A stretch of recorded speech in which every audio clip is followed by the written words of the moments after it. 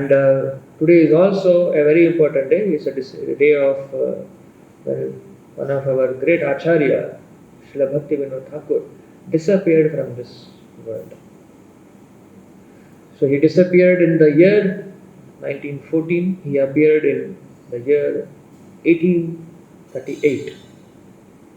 So he was one of the most powerful Acharya in the line of our disciplic succession, who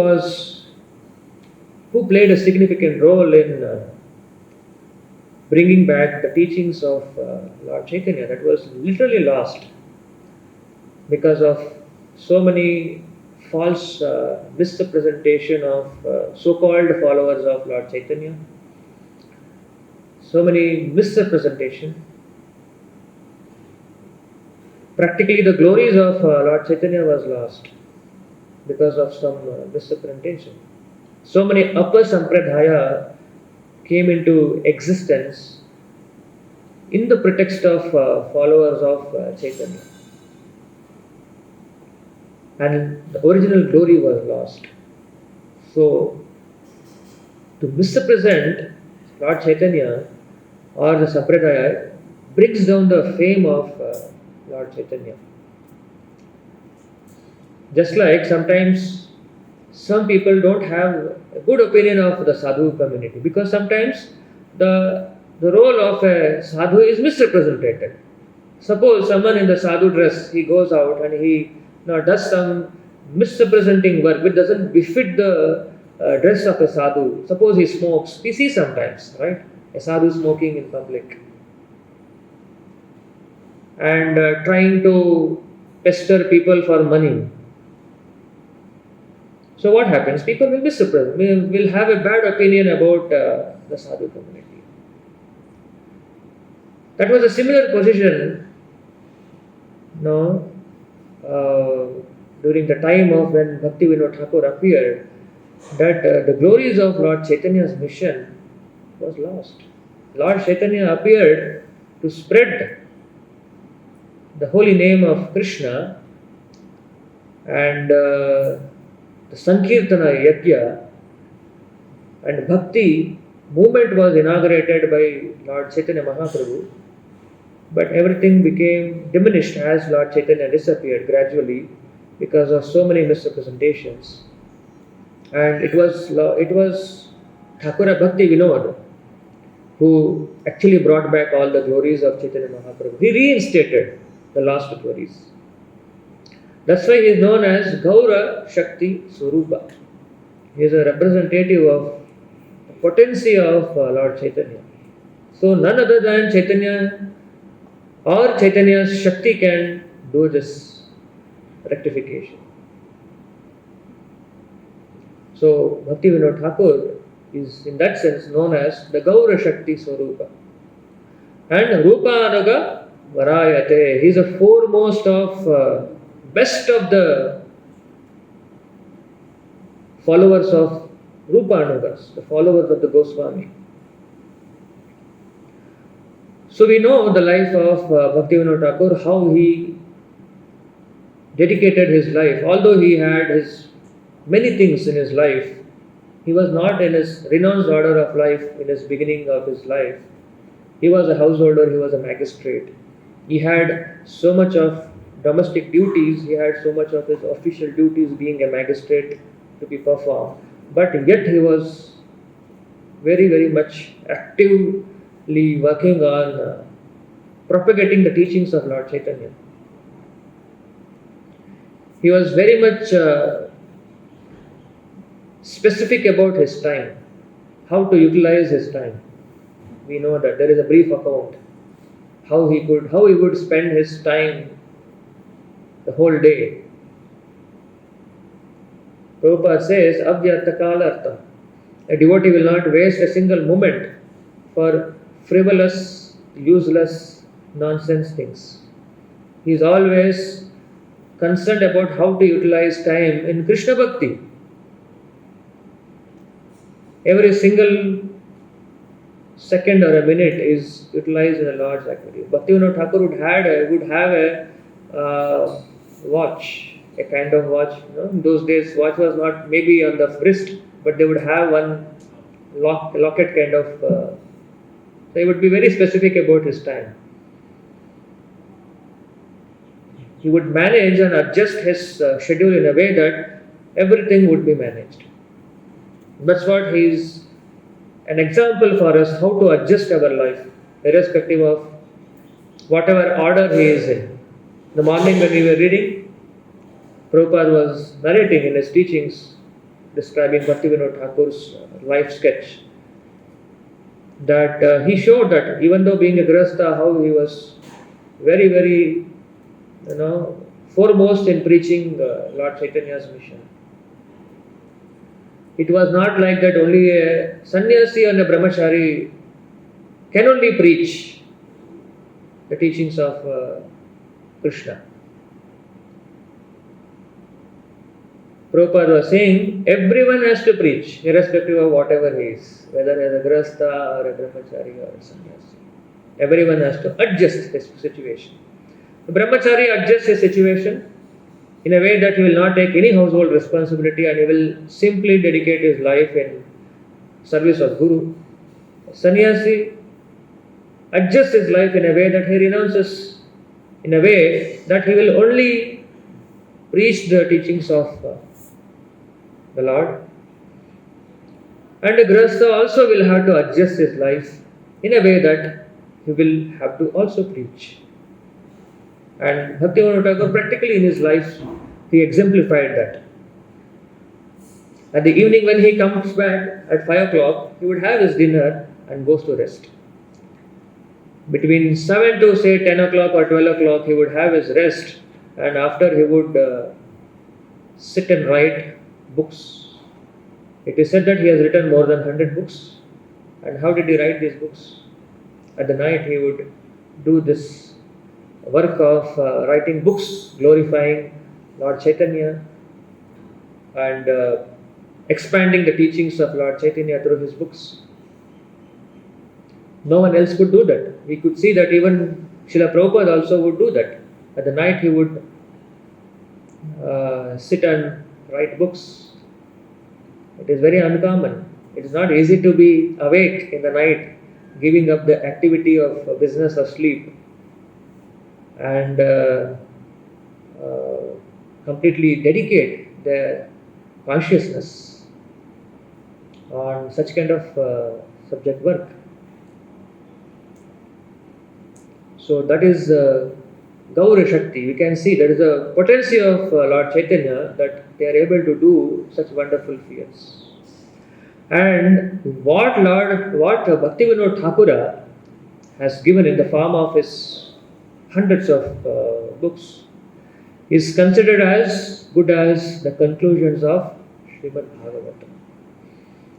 He has written elaborately on glorifying the position of Lord Chaitanya. Many poems he has written on glorifying the position of the Lord Chaitanya, and he has written many poems describing the position of the living being in this world. How precarious he is in this material world, struggling for satisfying his senses, forgetting his position as servant of Krishna. We know that. He has written so many poems, putting himself in that position. Not that he is to point out someone else, he is writing books. He is putting himself in that position as if he is an ordinary living being. And that is Acharya. It is very easy to criticize others, to point out others. Look, you are like this. But so humble is Bhaktivinoda Thakura that he is putting himself like an ordinary man who is struggling in this material world in the sense gratification. So that is the unique quality of Acharyas, that they are instructing through their own situation. Putting themselves in a situation of an ordinary man, he is instructing all of us. And he attempted firstly to preach the teachings of Lord Chaitanya at the international level. We know that. He sends his book. What's the name of that book? Lives and Precepts of Lord Chaitanya. Prabhupada said that later on his disciples found that book in McGill University. When the disciples of Srila Prabhupada, they were trying to do the book distribution activity, if I am correct. In the university they find that book. So the seed of preaching in the Western country was already sown by Bhaktivinoda Thakura. And that was a very unique time when Bhaktivinoda Thakura lived in this planet between 1838 to 1914. All the other prominent acharyas were also simultaneously living. Bhaktivedanta Saraswati was there, Jagannath Das Babaji was there, Gaur Kishore Das Babaji was also there, and Srila Prabhupada was also there.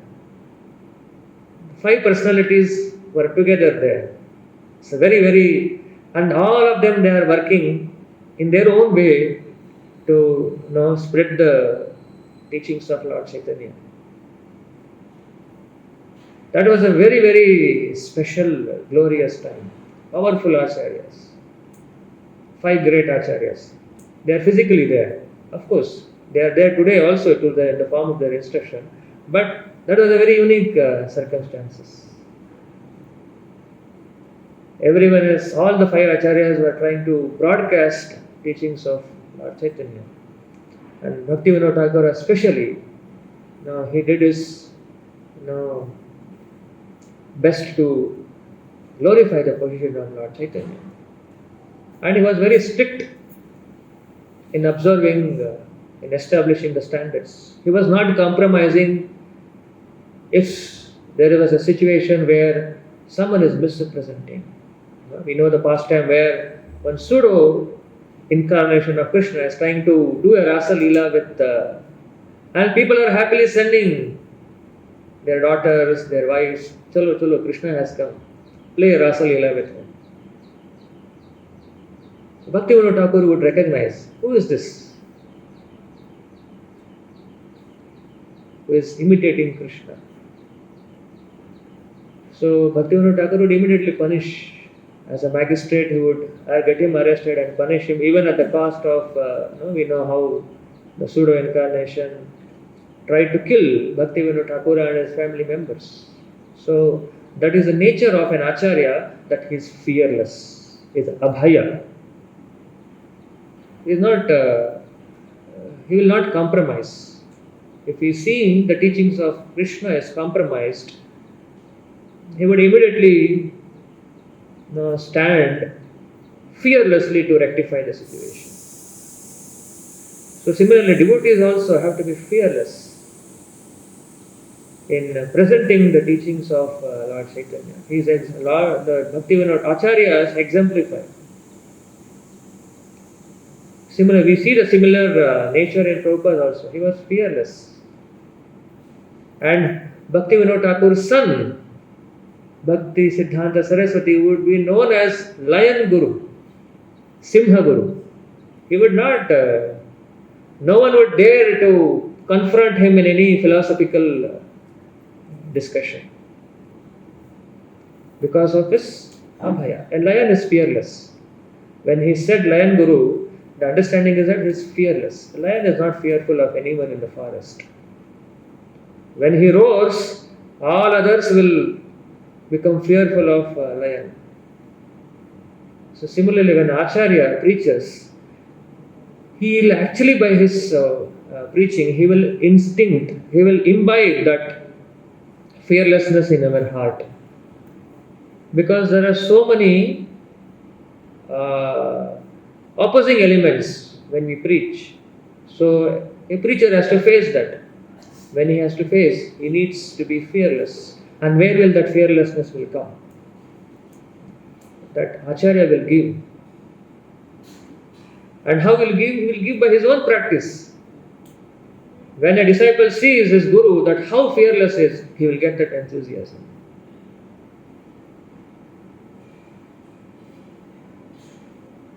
Just like a cub, a lion cub or a tiger cub, it will also gradually become fearless. Initially, when it is cub, it will be having a lot of fear. We have seen that. The same lion, when it is a cub, it has a lot of fear, and mother also protects them. And gradually, the cub, as it grows, it develops the fearlessness as a lion, and after growing up, when it roars, it will become the source of fear of everyone in this jungle. So similarly, we in our younger initial stages, we may have a bit of fear, a kind of resistance, a kind of doubts. But as we gradually become associated with the teachings of Prabhupada, we should actually buy that fearlessness of our spiritual masters, our acharyas. So that was the great quality of Bhaktivinoda Thakura. So in 1910, actually, Bhaktivinoda Thakura renounces everything from this world, and he takes up the Babaji order of sannyasa. So, and he becomes inaccessible to the common man, so that he fully himself immerse in the pastimes of Radha and Krishna. That is a kind of renunciation which is known as Babaji renunciation. And so that the common man doesn't come and disturb them in their devotional pursuits. They fully become samadhi absorbed in the thoughts of the pastimes of Radha and Krishna. And in 1914, Srila Bhaktivinoda Thakura physically leaves this planet.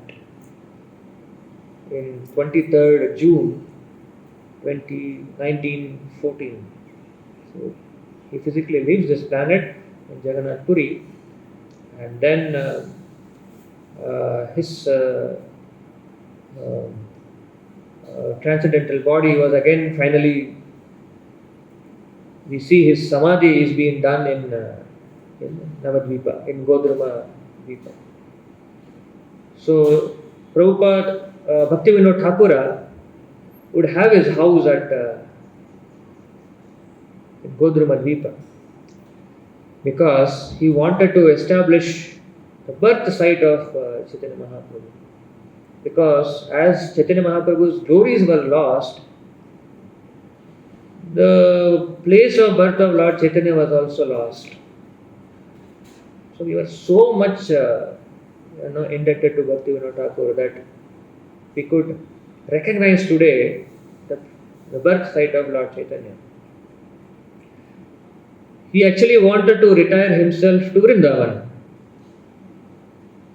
initially, but Bhaktivinoda Thakura had a dream that where he was instructed to go to Navadvip.